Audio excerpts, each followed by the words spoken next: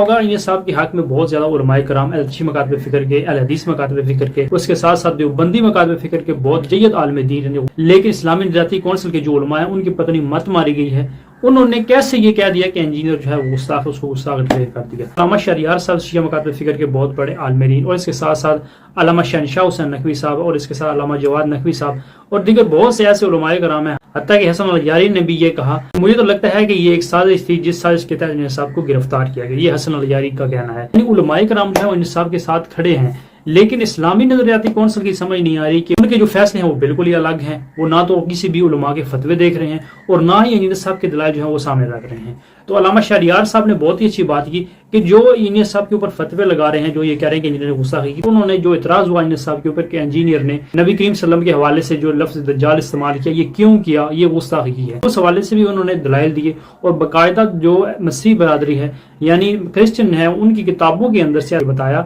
کہ وہ ہمارے نبی کریم صلی اللہ علیہ وسلم کو سچا نبی نہیں مانتے۔ یعنی اگر سچا نبی مانتے ہو پھر تو دوستو بات ہی ختم تھی، اور وہ نبی کریم صلی اللہ علیہ وسلم کے اوپر ایمان بھی لے کے آتے، تو وہ ایمان نہیں لے کے آتے، تو اس کا کیا مطلب ہے؟ اس کا یہی مطلب ہے کہ وہ ہمارے نبی کو نعوذ باللہ۔ اب یہاں پر جو ایک اور بحث ہے کہ جی جو لفظ انہوں نے استعمال کیا دجال کا اور نسبت دی مسیحیوں کی جانب کہ وہ ایسا کہتے ہیں، تو یہاں بتاتے چلیں یہودیوں کے نزدیک نبوت ختم ہو گئی ملاکی یا ملاخی یا ملک، اور وہاں نبوت ختم ہونے کے بعد ان کا عقیدہ یہ ہے کہ اب جو بھی آئے گا وہ جھوٹا نبی ہوگا۔ اب اگر کوئی جھوٹ بولتا ہے کسی کی زمین کے بارے میں، مال کے بارے میں، تو اس کو عموماً ادیان میں کہا جاتا ہے جھوٹا،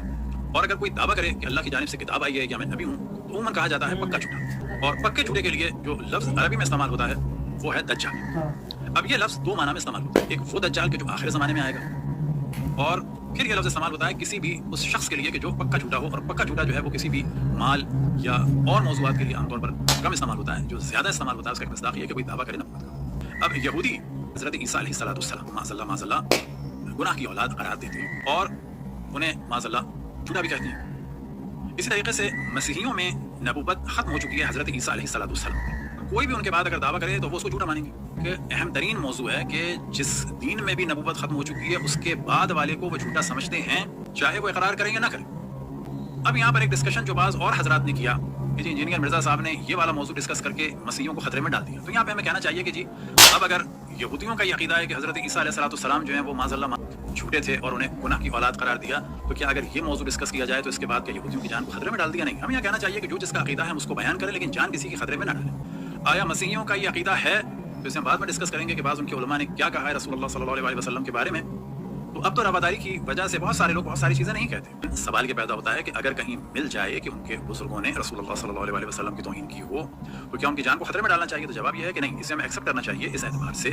کہ یہ ان کے مذہب کا مسئلہ ہے اور ان کی نبوت رسول اللہ صلی اللہ علیہ وسلم کی کسی بھی اعتبار سے قابل قبول نہیں ہے۔ اب یہ کہا جائے کہ جی کچھ لوگوں نے کہا ہے کہ ہم نبی مانتے ہیں، وہ جھوٹ بولتے ہیں، اگر کوئی نبی مانتا ہے تو ان کی ٹیچنگ کو فالو کرے۔ اب کہا جا رہا ہے کچھ لوگوں نے کہا ہے کہ جی ہم قرآن کو جو ہے ڈیوائن بک مانتے ہیں، اللہ کی جانب سے وہی مانتے ہیں، تو بابا اس کو قبول کرو۔ یہ کیسے ہو سکتا ہے کہ تم ایک جانب کہو کہ نبوت ختم ہو گئی حضرت عیسیٰ علیہ السلام پر، دوسری جانب کہو کہ رسول اللہ صلی اللہ علیہ وسلم کو میں نبی مانتا ہوں، اور اس کے بعد قرآن جو ہے وہ اللہ کی جانب سے کتاب ہے لیکن اس کے احکام پر عمل نہ کرو گی، تو تضاد ہے، جھوٹ ہے، یہ سیاسی بیان ہے۔ لیکن ہر شخص کو حق ہے کہ جو اس کے دین میں ہے وہ اس کو قبول کرے، بے شک لوگوں کے سامنے اظہار نہ کرے، لیکن اگر وہ چیز کھل کے آ جائے تو لوگوں کی بھی ذمہ داری ہے کہ ان کی جان کو خطرے میں نہ ڈالے۔ شیعہ مکاتب فکر کے بہت بڑے عالم دین جو کرسچن کی بکس ہیں، بکس کے اندر سے ثابت کر دیا واقعہ ہی رسول اللہ صلی اللہ علیہ وسلم کو جو ہے وہ جھوٹا نعوذ باللہ نبی ڈکلیئر کرتے ہیں۔ یہ فرقہ پرست جتنے بھی یہ کہہ رہے ہیں کہ انجینئر نے غصہ ہی کی ہے، انجینئر کو یہ بات نہیں کرنی چاہیے تھی، وہ صرف اور صرف انجینئر صاحب کے بغض میں یہ باتیں کر رہے ہیں۔ اس کے ساتھ ساتھ ساحل الدین صاحب جو ہیں انہوں نے یہ چیلنج کیا ہے، کوئی بڑے سے بڑا عالم دین، کوئی موٹیویشن اسپیکر، اگر بہت سے ایسے موٹیویشن اسپیکر ہیں ان کو یہ چیلنج کیا ہے کہ آپ میرے ساتھ اس بات کے اوپر مناظرہ کر لیں کہ کرسچن ہمارے نبی کو نعوذ باللہ جھوٹا نبی جو ہے وہ ڈکلیئر کرتے ہیں۔ استغفر اللہ۔ آج کل کے جو لوگ انجینئر صاحب کے اوپر فتوے لگا رہے ہیں تو صرف اور صرف دوستو یہ اپنی ذاتی یا ناذاتی بغض جو ہے وہ نکال رہے ہیں، یعنی حقیقت میں اگر دیکھا جائے انجینئر صاحب نے گستاخی نہیں کی، اور اسی طرح سے اسلامی نظریاتی کونسل نے جو فتویٰ شائع کیا، یعنی جو فتویٰ دیا تھا، جو تحریر لکھی تھی، اس تحریر کے اندر انہوں نے یہ باتیں لکھی تھی کہ کوئی بھی بندہ اگر کفر کو نقل کرتا ہے، یعنی اس وجہ سے شہادت دینے کے لیے، گواہی دینے کے لیے، یا پھر کسی کو وہ